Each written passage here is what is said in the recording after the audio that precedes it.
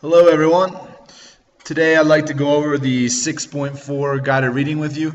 This is the section in your book that is about the American Revolution. So for this guided reading, you basically have three columns. And the first one is the causes, then it gives you the events, and then it gives you the effects of the events that happen.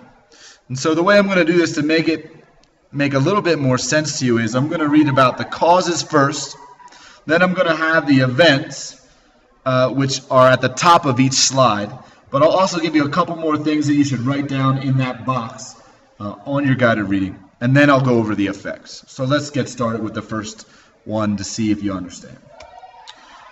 So the event that we're talking about here is that British passes the Stamp Act. Now there's a few causes to this. First of all, the British needed money. They had a lot of debt from the French and Indian War, and they definitely felt that the colonists, who had benefited from the war because they limited the French presence in the colonies, and they also allowed the colonists were going to be able to expand further into the territory that had been controlled by the French.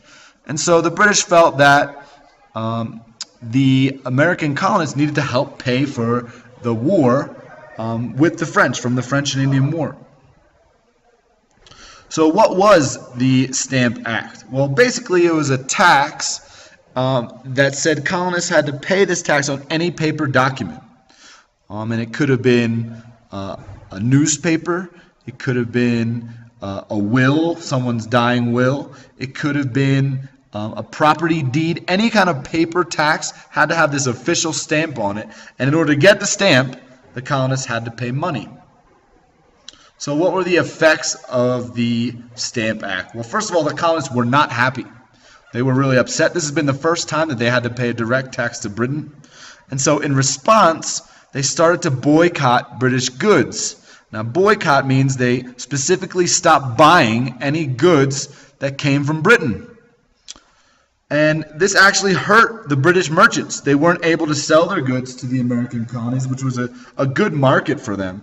And so the British merchants were complaining to the British government, and eventually the British government repealed the Stamp Act. Their parliament said, we're not going to do the Stamp Act anymore. We are canceling that. That's what it means when it says Parliament repealed the Stamp Act. So the next event is that the British closed Boston Harbor and stationed troops in the city. So what are the causes? Let's see. The first thing is that the colonists had been protesting the tax on tea.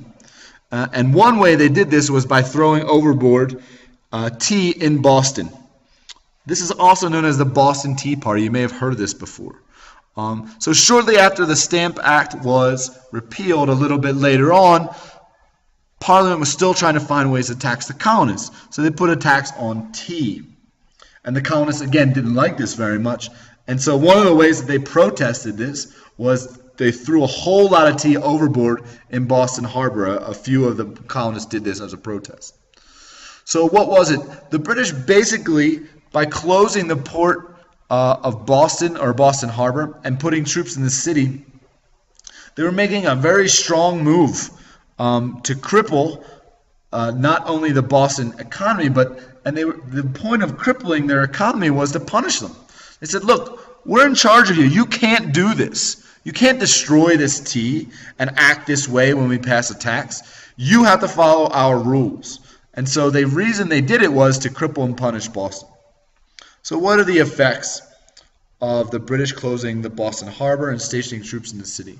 Well, the First Continental Congress meets, and what that was it was representatives from all different colonies in the Americas, and they all kind of got together and said, hey, what are we going to do about this? If it happened to Boston, maybe it could happen to the other colonies too, and how are we going to react to the British making such a strong move of not only closing our port, but putting British soldiers in our towns, in our cities, particularly Boston at this point in time, and there with the threat of force. That's what the idea of having the British troops there was.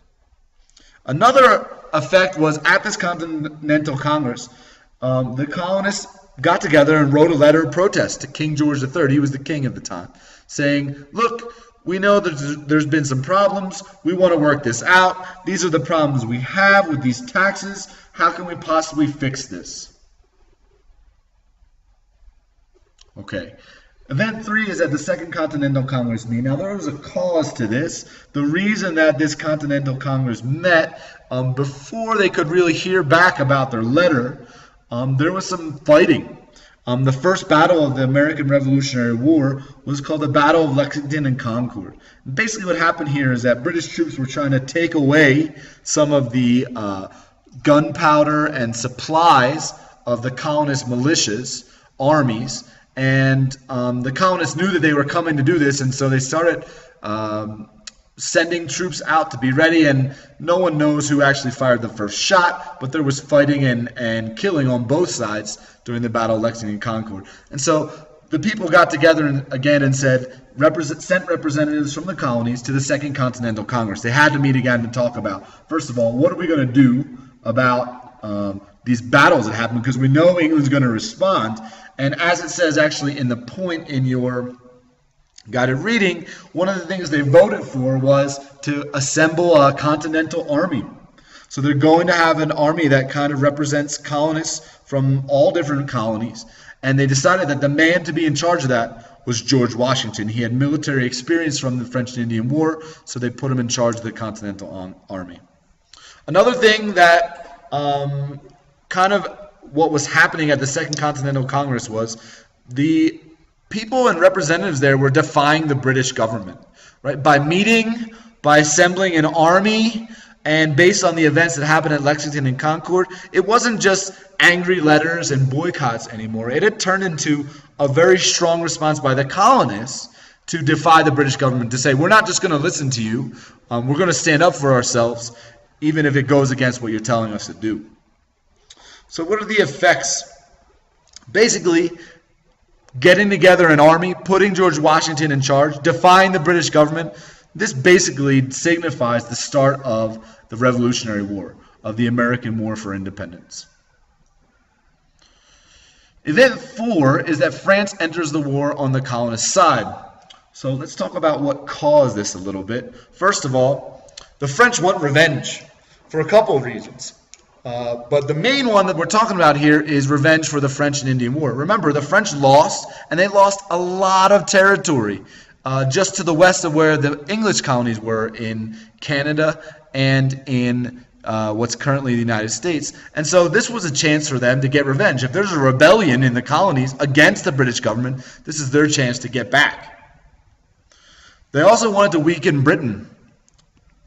France and Britain had been rivals for hundreds of years, and particularly in building overseas empires, they became rivals again.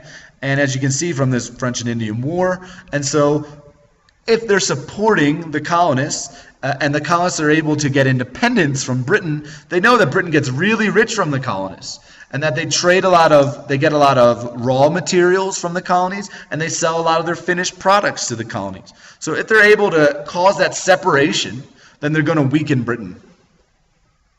So the event is, obviously, that France enters the war with the colonist side, and the result here is it's really going to boost things for the colonists. Before the French joined, the colonists had lost quite a few battles. They weren't doing that great. They were fighting one of the biggest, best trained armies in the world. And they hadn't been doing so great. The British were professional soldiers. The colonists were not. They were militias. They were people that had other jobs during the day. They were farmers, or they were teachers, or they did a lot of different things. And they would train kind of voluntarily to fight for these militias, for these armies. And so by the French entering the war, it gave a real boost to the colonists. First of all, it gave them more troops. The French sent over soldiers that were trained and that had fought in wars before. It sent them supplies, cannons, gunpowder, muskets, food, and the French also sent them money so that they could help build up their army and train their soldiers and have better supplies. So what are the effects of the French getting involved? Well, with the combined forces of the French and the colonial forces, this is eventually going to lead to the colonists winning the American Revolutionary War. A lot of people argue that if the French didn't get involved at the time that they did, to help out the colonists. They may not have been able to beat the British. May not, right? We don't really know because that's a what if. However, it is definitely obvious that the French getting involved contributed to the colonist victory over the British. Okay, last one. The event we're talking about is that the Articles of Confederation are approved. So let's talk about what caused that. First of all, after the American colonists win the War of Independence, they separate from Britain. Now they're starting to think, okay, well, we got to make up a government. We got to have something to regulate our new country, right? And there were a couple things that they were worried about. First of all, they didn't want the national government to have too much power because they wanted the states to be able to keep their power and rights. So the causes of creating the Articles of Confederation are that states want a national government, but they also want the states to keep their own power and rights. So what was it? Basically, the Articles of Confederation was a weak national government system. Okay, and it says this right in your guided reading, but it was their written format of how the government was going to run. Now here's an example of why we say it was weak. Their national government under the Articles of Confederation couldn't tax the states, so they couldn't raise money. Any government that can't raise money is going to have very little power, and so there's a good example of how it was a weak national government. All right, so what are the effects of the Articles of Confederation being approved? Well, the main thing here is that it was not effective, right? It was a national government that was set up, but it was not effective. It did not have a lot of power. Like we said, it couldn't tax. And the result was, down the line, a few years later, there was a new system created, and that's actually still the one used in the U.S. today. And so the Articles of Confederation was a short-lived national government, again, that was weak and didn't have very much power, didn't last very long. Okay, thanks for listening, and I will see you guys in class very soon.